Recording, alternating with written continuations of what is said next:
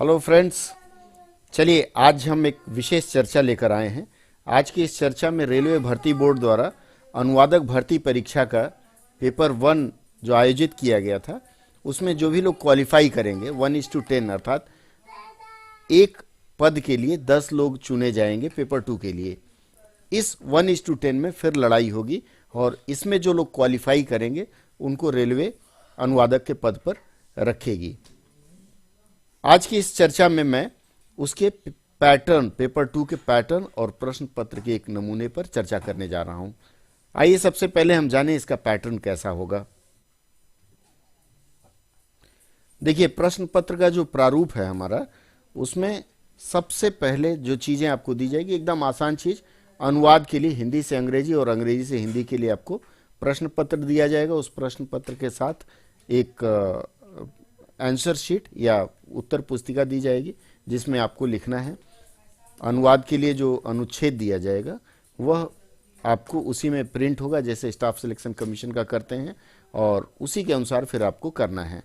यह जो प्रश्न पत्र होता है सिर्फ क्वालिफाइंग होता है, अर्थात इसमें यदि आप क्वालिफाई करते हैं तो आपका चयन हो जाता है।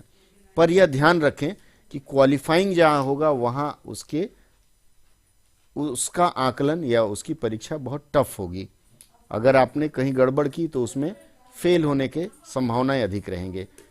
उसके बाद इसमें सिर्फ 60 अंक लाना है, 100 में से 60 मिनिमम मार्क्स, मिनिमम कह लीजिए कि 60 लाना है। अगर 60 ले आना है तो आपका उसी के अनुसार उनका कट ऑफ भी जाएगा। तो 60 से अधिक अगर आप लाते हैं तो भी ठीक है, लेकिन 60 अंक लाने के लिए आपको सावधानी क्या रखनी है, आपको करना क्या है। इसमें एक चीज और है, हर बोर्ड का अपना अलग अलग प्रश्न पत्र होता है।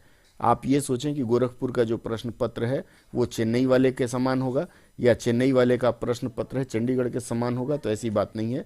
हर बोर्ड का अपना अलग अलग प्रश्न होगा और अपने अनुसार वो सजाते हैं। मैंने 2-3 बोर्ड का जो देखा है, प्रत्यक्ष रूप से मैंने गोरखपुर का देखा है, तो उसके अनुसार मैं आपको बता रहा हूं। हो सकता है चेन्नई में थोड़ा सा बदलाव हो उसमें। अब यहां देखिए, अधिकतर प्रश्न पत्र आसान ही होता है। आसान का मतलब हो गया कि उसमें जो अनुवाद के लिए आपको वाक्य दिया जाता है बहुत ही आसान होगा। लेकिन जहां आसान दिखे आप वहां व्याकरण के नियम का ध्यान नहीं रखेंगे तो आपका अनुवाद गलत हो जाएगा। व्याकरण के नियम का ध्यान मतलब आपको, अगर उसमें प्रेजेंट इंडेफिनिट है तो आप पास्ट इंडेफिनिट में अनुवाद नहीं करेंगे, जिस टेंस में है उसी टेंस में आप उसका अनुवाद करेंगे। एक अनुच्छेद मैं आपके सामने प्रस्तुत कर रहा हूं। अनुच्छेद है, एक गांव में एक अंधा आदमी रहता था। उस गांव में एक लंगड़ा आदमी भी रहता था। एक समय गांव में आग लगी और लोग अपनी जान लेकर भागने लगे। लंगड़ा आदमी बाहर नहीं जा सकता था। अंधे की अवस्था भी वही थी। अंधा आदमी बहुत बुद्धिमान था, वह मजबूत भी था। उसने लंगड़े आदमी को अपनी पीठ पर बैठने के लिए कहा। लंगड़े ने वैसा ही किया जैसे अंधे आदमी ने राय दी। लंगड़े ने रास्ता दिखाया। इस प्रकार दोनों की जान बच गई। मेल जोल से काम करना लाभदायक होता है। इसमें कुछ वर्तनी की अशुद्धियां हैं, कृपया उस पर ध्यान न दें। यह टंकण या सॉफ्टवेयर की अशुद्धि के कारण हुआ है। मूल बात पर हम आते हैं। देखिए, ये जो वाक्य अनुच्छेद आपके सामने है, इस अनुच्छेद के प्रारूप के अनुसार ही आपको एकदम आसान अनुवाद होगा और आपको यह लगेगा कि यह अनुवाद तो गांव का एक बच्चा भी कर सकता है जिसने अंग्रेजी न पढ़ी हो। ध्यान रहे, मैं फिर से आपको चेतावनी देता हूं कि इस तरह के पैसेज का जब भी आप अनुवाद करेंगे तो उसके टेंस का ध्यान रखेंगे। जैसे देखिए, पहला अनुच्छेद, इसमें पहला वाक्य है, एक गांव में एक अंधा आदमी रहता था। तो रहता था मतलब पास्ट इंडेफिनिट में है, तो इसका उसी के नियम के अनुसार होगा।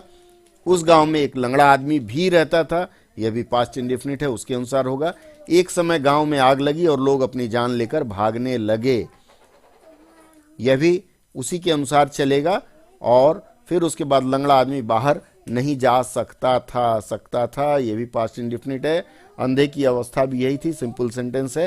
अंधा आदमी बहुत बुद्धिमान था, यह भी सिंपल सेंटेंस है। वह मजबूत भी था, वह सिंपल सेंटेंस है।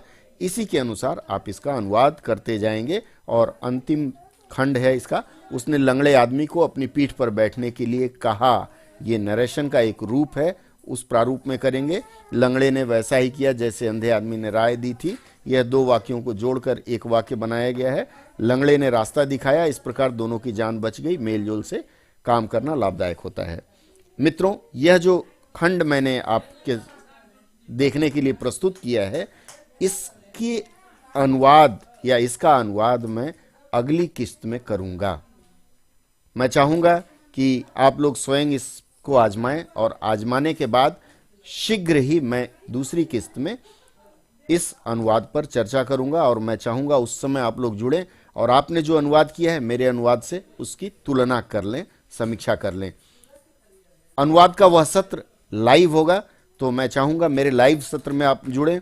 यह सत्र संभवतया रविवार को शाम को किया जाएगा, समय आपको शनिवार शाम को बता दिया जाएगा। तब तक जुड़े रहें हमारे साथ, अगली किस्त में फिर चर्चा होगी।